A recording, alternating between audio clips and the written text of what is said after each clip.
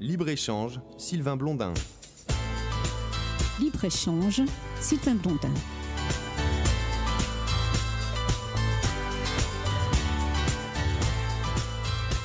Monsieur le professeur Michel Godet, bonjour. Merci d'accepter cette interview pour l'émission Libre-Échange. Libre-Échange qui est reprise aujourd'hui en France sur plus de 24 stations et aussi à l'étranger. Monsieur le professeur, donc, vous intervenez au sein du Conservatoire national des arts et des métiers. Vous êtes créateur du Cercle des entrepreneurs du futur. Vous êtes membre de l'Académie des technologies, du comité directeur de l'Institut Montaigne. Vous intervenez dans différents organismes. Et aujourd'hui, vous venez de sortir un ouvrage qui s'appelle « Libérer l'emploi pour sauver les retraites » aux éditions Odile Jacob. Aujourd'hui, j'ai assisté à votre conférence, très brillante, je l'avoue. Première question que j'aurais à vous poser.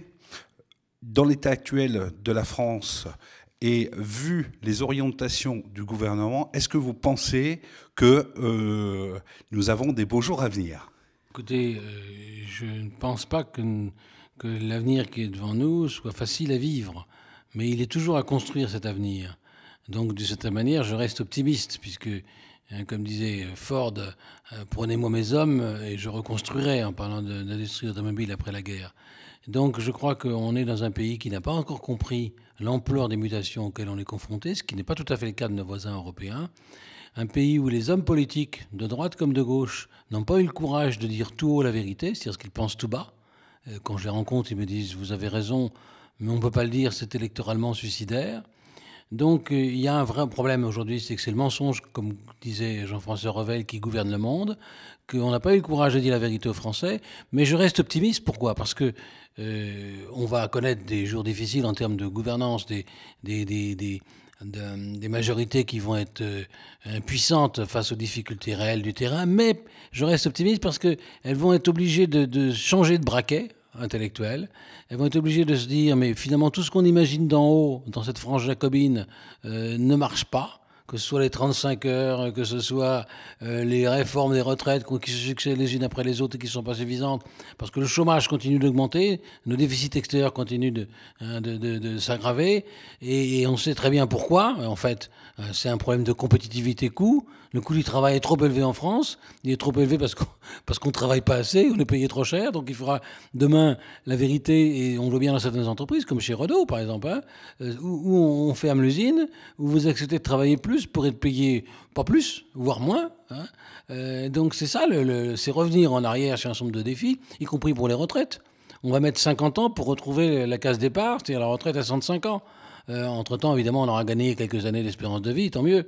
Hein. Donc, si c'est la retraite, ce sera plus avantageuse qu'auparavant de ce point de vue-là.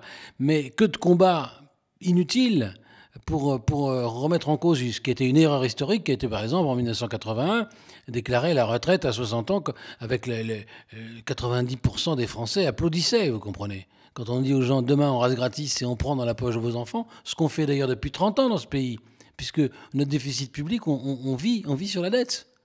On vit sur la dette, on vit vraiment d'emprunt. Et c'est pas durable, au sens développement durable du terme. Donc tout ça, on arrive un peu au bout d'un modèle, hein, de la cavalerie, hein, comme on dit en matière financière. Et je suis optimiste parce qu'on va découvrir que, OK, il y a toutes ces contraintes, qu'il faut changer de braquet, mais que finalement, on est quand même, comme le disent d'ailleurs les Brésiliens ou les Polonais qui viennent nous voir et disent « mais vous pleurez la bouche pleine » parce qu'on est quand même un pays où il y a quand même un pays de cocagne, hein, à bien des égards. Et donc, on va aussi découvrir que ce qui ne marche pas d'en haut, ce modèle jacobin, ça marche déjà en bas. Il y a des endroits en France où le taux de chômage est de 6%. Le pays de Vitré que j'évoquais ce matin, pourtant un pays très industriel, 42% d'un point industriel en Bretagne. Donc, c'est possible, mais ça passe par des élus compétents qui ne travaillent pas uniquement pour leur réélection, mais qui travaillent pour le long terme, hein, l'intérêt général, et qui sont aussi soucieux des deniers publics. Ce qui n'est pas le cas de beaucoup d'élus qui aujourd'hui achètent des voix en finançant des associations, en recrutant des personnels qui vont être désobligés, même s'ils sont inutiles. Hein, n'oubliez pas que les collectivités territoriales ont augmenté de 800 000 personnes. Hein. On est passé d'1 million à 1,8 million par rapport à 1980. Et tout ça, ça pèse sur les dépenses publiques, donc sur les charges, donc sur le coût du travail. Vous voyez bien que tout se tient. Et donc, on peut passer d'un cercle vicieux où on est actuellement à un cercle vertueux demain. Alors justement, monsieur le professeur, parce qu'aujourd'hui, vous le disiez à juste titre, il faudrait que nous ayons des politiques, quelles que soient les tendances politiques, qui aient le courage d'aujourd'hui de faire face, d'annoncer la réalité des choses, de faire face, de mettre en place un programme, je veux dire, qui remette un petit peu à plat tout ça. Mais le problème, c'est qu'il deviendrait, vais-je dire, impopulaire. Donc, par rapport à ça, quelles sont les solutions? Parce qu'on entend beaucoup vous apporter des solutions. Malheureusement, à mon goût, vous n'êtes pas assez écouté et à mettre en pratique. Comment on peut faire? Il faut, je sais pas, vous n'allez pas changer les hommes, il faut changer les règles du jeu qui les gouvernent. Donc, un président de la République devrait être élu pour 7 ans non renouvelables. Donc, il faut changer cette règle, autrement, il sera toujours tenté de travailler pour sa réélection et non pas de travailler pour l'intérêt général du pays. Donc là, ça, c'est un constat. Bon, vous savez que je sois écouté ou pas, c'est sans importance.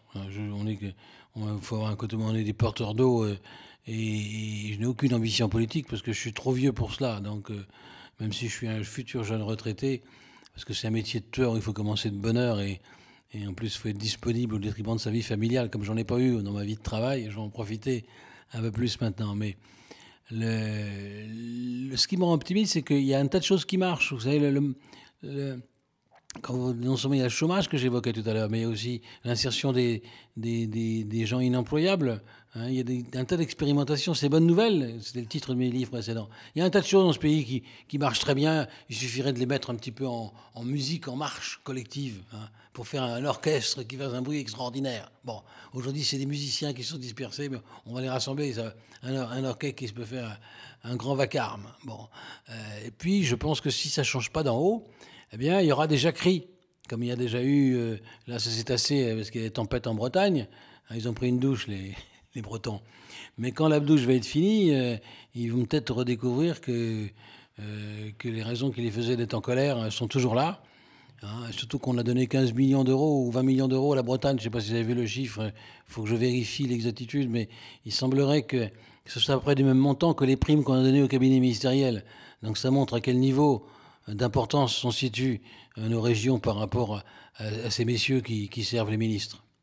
Alors justement, puisque nous sommes de libre-échange dans le domaine de la santé, aujourd'hui il y a un secteur, notamment les services à la personne dont on parle beaucoup, l'hospitalisation à domicile, ces différents domaines. Ne pensez-vous que ce ne serait pas un levier pour créer de l'activité, de l'emploi? Parce qu'on voit sur le marché de l'emploi, beaucoup de jeunes sont au chômage, qui sont qualifiés, mais j'ai même surqualifiés, comme vous disiez, par rapport à ce matin, par rapport à ces conférences. D'un autre côté, nous avons une tranche d'âge des personnes à partir de 45 ans, 50 ans, on nous dit, bah oui, mais non, mais maintenant, vous êtes trop âgé pour avoir une activité. Ne serait-il pas un levier, le domaine de la santé, bien qu'il soit en crise, pour lancer des activités dans les services et justement donner de la productivité, donner de la croissance? Là encore, je n'ai pas réponse à toutes les questions, mais évidemment qu'il y a un gisement d'emploi. Il y a des services, il y a une demande de services, mais il y a un problème de solvabilisation et de professionnalisation qu'on n'arrive pas à régler actuellement. Parce que les métiers de service aux personnes sont quand même dans l'ensemble mal payés et donc, de ce point de vue-là, sont peu attractifs. Alors, ils sont mal payés et je ne suis pas sûr d'ailleurs, c'est toute une réflexion qu'il faut avoir vis-à-vis de la fonction publique. C'est-à-dire que trop souvent dans la fonction publique, on confond statut, rémunération et tout ça. Bon, pour prendre un autre exemple qui n'est pas les personnes âgées, mais qui est les crèches, j'ai montré dans un livre précédent que les crèches privées sont 2 fois moins chères que les crèches publiques.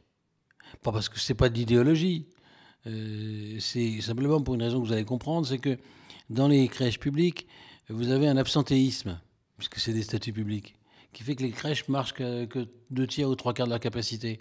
Et puis, donc, à ce moment-là, évidemment, il y a moins d'enfants, donc le coût est plus élevé. Le coût d'investissement aussi souvent, parce que les maires ont construit des monuments comme si c'était des monuments morts, qu'on voit pour 3 générations ou 5 générations, alors qu'une crèche pourrait être préfabriquée s'il fallait, en tout cas, à condition de respecter les normes de sécurité. Et donc, toutes ces raisons-là, c'est un peu la même chose, je crois, quand même, en matière de santé. Il y a d'abord d'énormes économies à faire avec l'argent existant, parce qu'on ne va pas trouver d'argent nouveau.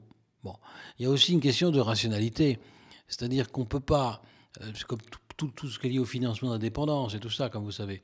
Bon, on ne peut pas demander à la collectivité de payer pour des gens qui ont un patrimoine et qui vont avoir des héritiers. On devrait dire que c'est une avance sur héritage. Et donc actuellement, on n'a pas eu le courage de faire ça. Bon, c'est pas normal que ceux qui finalement pourraient se payer les services ne se payent pas ensuite éventuellement, quitte à ce qu'on les fournisse à ceux qui n'ont pas les moyens. C'est ça la solidarité nationale. Mais donc là, il y a un problème de ressources. C'est pas que le marché n'est pas solvable, parce que finalement, les retraités, il n'y a aucune raison qu'ils ont passé une partie de leur vie à économiser pour acheter un appartement, puis pour la deuxième partie, sous forme d'un viager hypothécaire mutualisé, récupérer de l'argent sous forme de rente. Et puis ils auront leur maison, leur appartement jusqu'à la fin de leur jour. Bon, pourquoi? Ce qui paraît simple et évident quand on les voit comme ça, pourquoi ça ne se fait pas? C'est une question peut-être d'accompagnement, de volonté politique. C'est là qu'il faut du politique. Moi, vous savez, je suis un libéral, mais je ne suis pas pour... Le marché ne peut pas répondre à tous les problèmes. Au contraire, il faut un État fort, mais un État stratège et un État moderne, un État modeste, comme disait Crozier. C'est-à-dire pas nécessairement avec des armées d'effectifs qui confondent service public et statut public des agents qui le rendent. Donc il y a tout un travail de réflexion là-dessus. Donc je suis pour qu'on laisse place à l'initiative en la matière et qu'on trouve de nouvelles manières de libérer des ressources, mais peut-être par déploiement de l'argent public déjà dépensé. En d'autres termes, pas faire de maisons de retraite le moins possible, par exemple, mais plus de services aux personnes qui restent chez eux. Des services publics aux personnes qui sont naturellement, qui font partie de la solidarité locale et financés en partie sur fonds publics, mais qui peuvent être confiés sous contrat à des entreprises privées. Comme ça, il n'y a pas de grève. S'il y a une grève, c'est qu'il y a un déficit de management des entrepreneurs, on change d'entreprise. Monsieur le professeur, merci beaucoup. Donc, je vous rappelle votre ouvrage « Libérer l'emploi pour sauver les retraites » aux éditions Odile Jacob, donc de monsieur le professeur Michel Godet du Conservatoire national des arts et métiers. Je rappelle également qu'on peut aller sur le site internet sur lequel on peut retrouver tous ces éléments, et notamment sur le site laprospective.fr. Et donc, vous donnez, c'était votre première conférence sur Nancy, et là, vous allez donner sur la France un ensemble de conférences. Monsieur le professeur, merci beaucoup. Libre-échange, Sylvain Blondin. Libre-échange, Sylvain Blondin.